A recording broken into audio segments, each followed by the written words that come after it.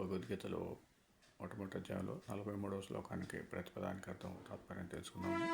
గురు బ్రహ్మ గురు విష్ణు గురుదేవో మహేశ్వర గురు సాక్షాత్ పరబ్రహ్మ తస్మై శ్రీ గురవే నమః.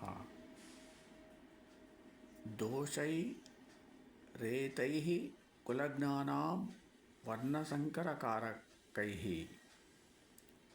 ఉత్సాద్యంతే జాతిధర్మాః కులధర్మాశ్చ శాశ్వతాః.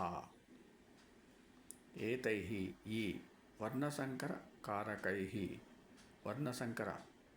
కారకాలైన దోషై దోషాల చేత కులజ్ఞానం కులఘాతకులు శాశ్వతాః సనాతనములైన జాతిధర్మ వర్ణధర్మాలు కులధర్మాః చ కులధర్మాలను ఉత్సాద్యంతే ఉత్సన్నములు